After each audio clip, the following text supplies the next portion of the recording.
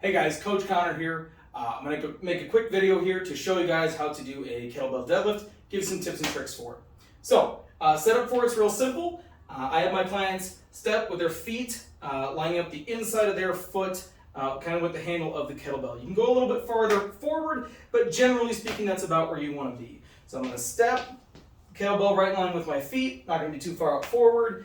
Then I'm going to take my hands, I'm going to put them on my knees. This is a nice place to start. I'm going to make sure that my back is nice and straight, my butt's out.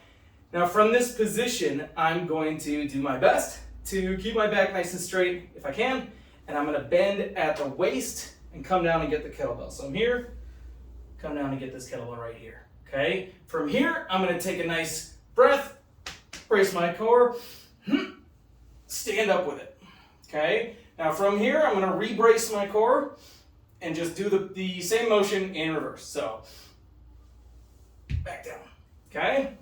Real simple. There's some nice breathing techniques in there for you to practice bracing, but without making the video take way too long or redoing it 15 times.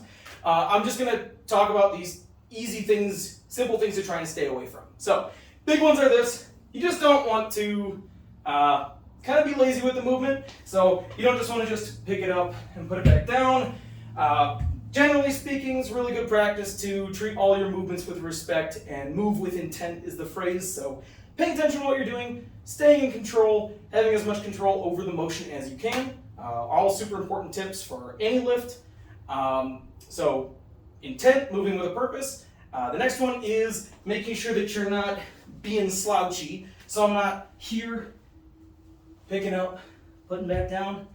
Now, obviously, if you're nice and strong like me, or you've trained for a little while, this is only 35 pounds. I'm not going to hurt myself with this. But if I was going to demo this with like 215 or 225 pounds, this would probably be not good for me. Probably hurt myself. So don't be slouchy. Move with intent. The last one is try your best to make sure that it's a hinge movement at the waist here, and less of a squat movement. I'll show you what that looks like. Sometimes when people get set up, they kind of come down here to grip the bar. There's nothing inherently dangerous about this position, and if this is how you have to get that low, sometimes it's okay to just make sure you get your workout in. Again, provided that you're moving with a purpose and you're not slouching and kind of moving all over.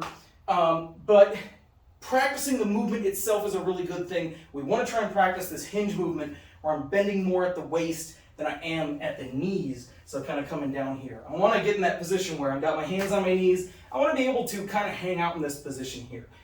This didn't come naturally for me, so it took some practice. You might feel some stretching in your hamstrings. That's okay. This is kind of, when you do it the right way, can be more of a straight leg deadlift or more hamstring dominant. That's kind of where we're putting the focus. So if you feel some of that stretch, you get into this position here, right here, not so much here. That's okay, don't worry about it. But we're here, bending at the waist, moving with intent, brace, pick up, put it back down. And that is a kettlebell deadlift. Thanks for watching.